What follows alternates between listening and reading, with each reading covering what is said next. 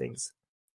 In fact, I can Wow. tell you, I was, you could come up with so many, so much bullshit again about what the stuff actually means in the Quran about like Adam and Eve. There's so much to play with, and I think I did a very good job at coming up with a bullshit that sounds deep and intellectual like that. Because I remember telling our religion teacher that when I learned about the primordial soup, that I think this is what Noah's Ark is referring to. And my religion teacher was very impressed with this, because I said, like, look, they tell us the whole world was mostly water, and that's Noah's, story, mostly water. And they tell us about the first cell, which contains which started the DNA, which is the information for where all the animals come from. And what is Noah's Ark? Noah's Ark is a container with all the animals in there. So the Noah's Ark is basically a referral to the first cell, and all the animals in Noah's Ark is referring to the DNA, where all the information for all the animals eventually came from. And I like the Noah's Ark. That's the most sophisticated Noah's Ark story I've ever heard. And I've heard all of them. I came up with this when I was like, I came up with this when I was a kid. And Thank God you landed on our side, Armin. You'd be dangerous. I almost wish you hadn't said that, because I'm going to fucking hear it again. Oh, yeah. You just gave some ammo to...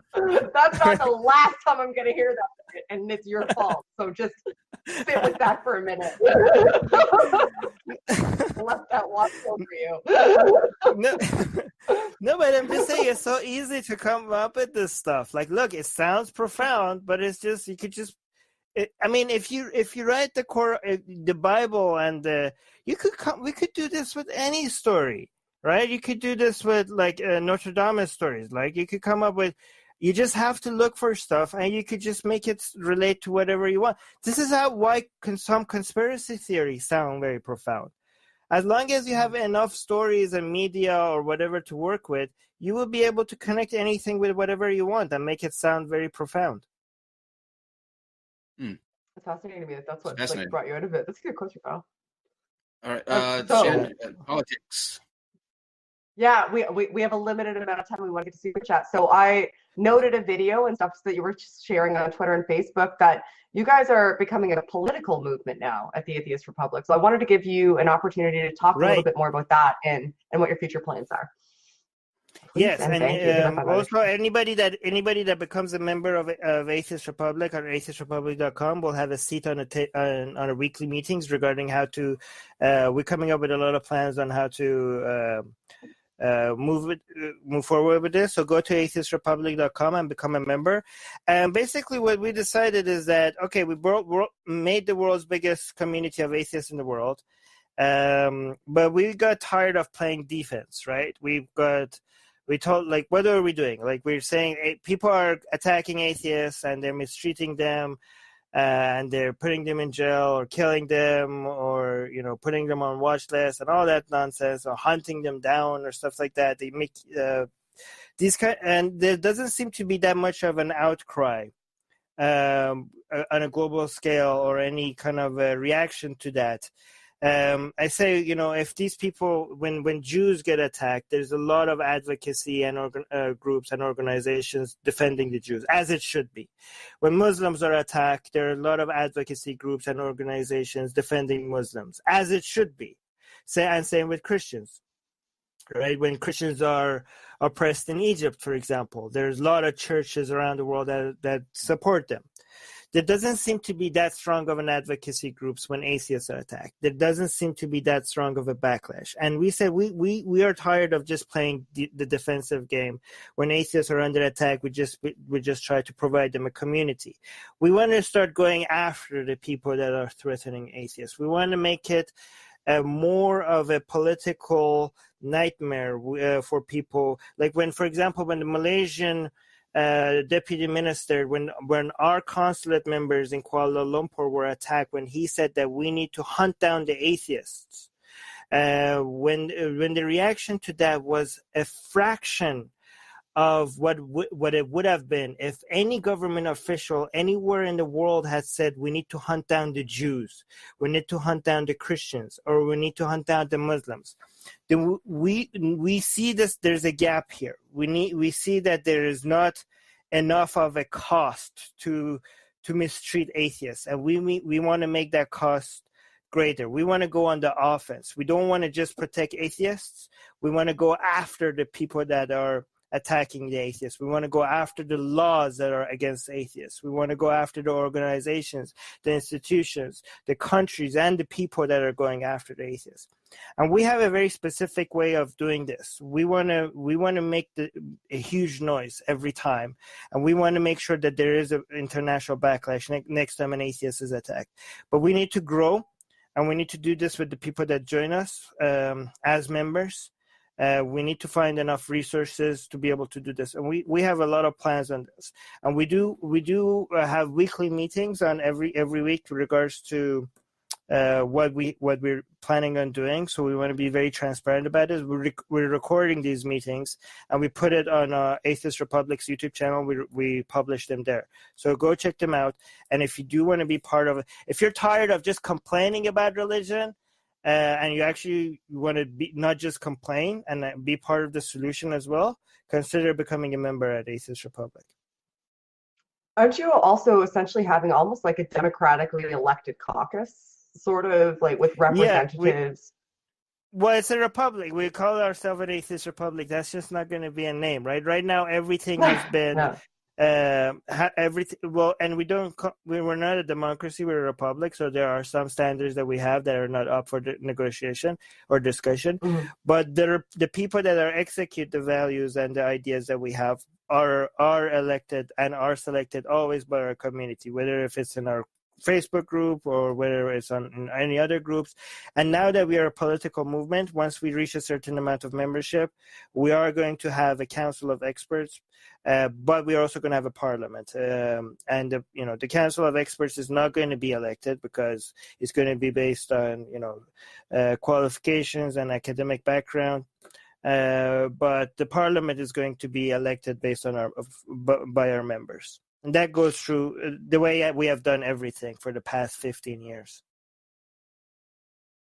Fantastic. That's awesome. I can't wait to hear it. I have to say, I've really enjoyed talking to you. I always do. Oh, thank you. It's very difficult for me to find somebody where I can't get a word in edgewise, and that's always you, Armin. You always I never want to step over you because it's always interesting and I want to hear what you say, but I like talking too.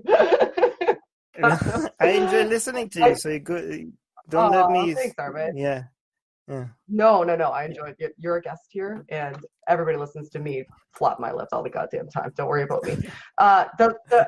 I can see Kyle twitching because there's somebody sent a super chat asking when the hell we're going to read the super chats. I saw that go by. I wasn't twitching. I wasn't twitching. It was a funny story. I was moving. Thank you to the people. Thank you to the people that are using the super chat function. Like honestly, you guys are making these kind of. You guys are every person that uses the super chat function in the live chat. You guys are making these kind of content possible. So thank you so much for doing that. Absolutely. So true, because most of these are demonetized. Shannon, I wasn't twitching. I was moving something to I have a storage unit because I'm moving apartments here coming up soon, and I was moving some stuff out there, and I was coming down the steps of my place, and my foot went out from under me, and I landed like directly on my. Yeah, but what was funny is in the box that I was carrying out were some shoes. And when I landed, a boot literally flipped up in the air, and I saw it coming down on my forehead, and I didn't have anywhere that I could go. So it literally, I watched it come down directly on my. So yeah, my back's hurting from that. I'm trying to get used to that. Okay. I'm sorry, Kyle. I thought that I was making you twitchy because I never shut up. No, not at all. This has been fascinating, and we'll have to have you back. If you would like to. You should hear Armin's full story one day. Armin's full story. That's what I was going to say. I'd love to have you back. His mom deconversion story is intense. Right. I'm just saying. So let's do that. Let's get you back and talk about that sometime. That'd be great. Okay. Kuyasa says Palestine, things really going bad with Israel's Netanyahu winning 5th term. Sigh. Jude Austin, super chat with no message. Thank you. Johan Roderick says, can't stay for the stream. I have to go record a podcast, so here's my money. Thank you very much for the super chat, and I hope your podcast went well. Christy Santiago. Hi, Christy. I love Armin is my hero. I know, she's great.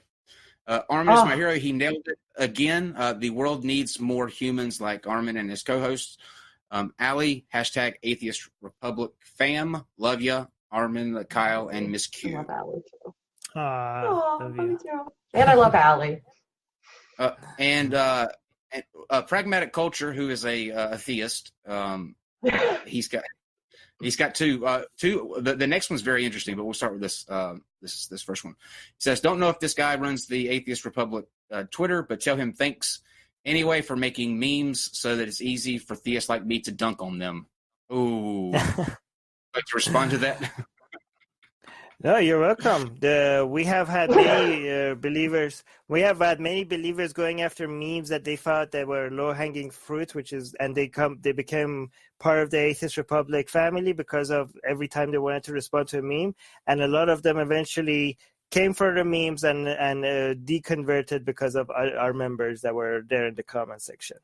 So, and also thank you for commenting on our memes, which increases the engagement on our page and makes Facebook shows to a higher number of people. So thank you for introducing Atheist Republic to more people. And here's the next one. Pragmatic Culture says, answer to the question, do you deserve to burn for disbelief? At the end of your life, that choice is up to you. You can acknowledge God in your last moments and be saved, but if you don't, even at that point, and the punishment is self-inflicted. Oh boy! This sounds like an abusive boyfriend syndrome, like whether he's hitting you and like, this is your choice. You did this. You did this to yourself. I'm hitting you because I love you. How many times have I told you not to do that? It makes me angry. Pascal's wager. Why don't you listen? So compelling. I just converted. I know. Pascal wager. Everything comes down to Pascal's wager. All of it. Like God created. Imagine if like a parent said like the kids, right? Like didn't appreciate the parents. You're a dad. You're working so hard, and your kids are just so ungrateful. They don't even acknowledge that you exist, right? Mm-hmm. And you did so much for them. You put food on the table for them. You did so many things for them, and they just don't recognize your existence. So what's the most rational thing to do? You put them in the oven. You put the kids in the oven, and you turn it on, and you tell them that they did this to themselves. They did this to themselves. What always like the and you love them. In your last moments you can decide what you want to do. That's always what really threw me off with religion, is the fact that somebody can live as an atheist a pretty decent life. They have vices just like everybody else does, and their only like egregious thing that they've done is that they just weren't convinced of there being a God. And then you could take somebody that is a child predator or a murderer, and in the moments before they die, they can say a prayer and they get to go to heaven and spend eternity in heaven. But the decent person who just didn't believe, he has to be tortured for eternity, and that doesn't make any sense to me. Personally. Yeah, so you have a get out of jail free card, but I don't, because involuntary to me, I was not compelled or convinced to believe that God exists. Yeah, you can be shitty and repent. Yeah, I can be fantastic, and I'm fucked. Yeah, I mean that's why I said people say, "Oh, religion gives you morality." I'm like, no, religion gives you a license to sin, because you could get away with anything. When you have religion, you could do whatever the fuck. It doesn't. It like people are like, oh, at least it shows people what's right and wrong. Like, no, it gives people the opportunity to do whatever wrong thing they want to do, and also gives them a way to not get punished for it. So, it's a license to sin. I find it so That's so funny when you get the you just Especially want to Christianity. sin argument. When you're converting or deconverting, people are like, you deconverted because you just wanted to sin. I'm like, actually, now I understand that